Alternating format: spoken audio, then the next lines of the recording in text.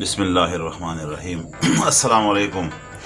زما پښتنو قدرمنو عزتمند وروڼو، اکو د لر دي او کو د بر دي، اکو پاکستان کې دي او پاکستان نه بهر دي، څومره مسافر زموږ پښتانه وروڼه دي، الله دې خوشحاله او آباد ساتي. خو زه یو میسج ورکول غواړم د خپلو پښتنو وروڼو ته چې سم څه خبر راشي نو چې تپوس وکړي چې وایي پښتون یې هغه ته په فخر سره چې الحمدلله زه پښتون یم، نو په دې ډېر زیات خوشحاله شم او ډېر د خوشحالۍ خبره هم ده چې الحمدلله پښتون یو داسې قوم دی چې هغه چرې نه رسته کېږي. الحمدلله په غیرت کې په عزت کې در چا نه مخکې دي، نو زه ډېر زیات په فخر سره یم چې الحمدلله شکر په دې چې موږ الله تعالی په پښتنو کې پیدا کړي یو.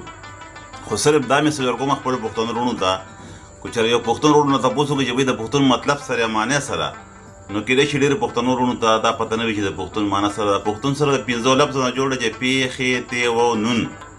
د پې مطلب پیاوړی عزتدار، د ښې مطلب ښاغلی قدردان، د تی مطلب توریالی، د و مطلب وفادار، د نون مطلب ننګیالی بهادر.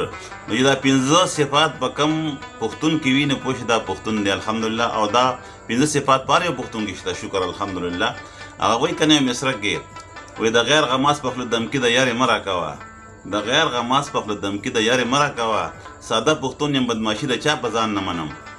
نو زما وروڼو زه دا غواړم چې زموږ څومره وروڼه دي، که هغه بار دي که پاکستان کې دي، چې په هر ځای کې دي، که لر دي او بر دي، ټول پښتانه وروڼه چې پښتو ژبه وایي، زه د هغوی نه قربان او الله تعالی دې پښتون شرم نه بدرنګوي. الله تعالی به پښتون له هر ځای کې بری ورکوي انشاءالله. انشاءالله د پښتون د مقابلې څوک هم نشته.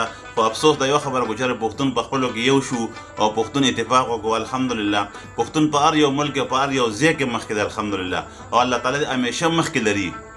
نو زما وروڼو دا میسج مخکې مو چلوئ، زموږ ټولو پښتون وروڼو ته دا میسج نور هم مخکې کوي چې هر یو پښتون وروڼو ته د خپل د پښتون مطلب معنی پته ولګي، د پښتون معنی سره. الله هم خوشحاله آباد ساته، په لوی الله هم سپارمه، د لوی الله په امان. الله هم خوشحاله ساته پښتون وروڼو. زنده باد. پښتون یم زه، پښتون یم زه، پښتون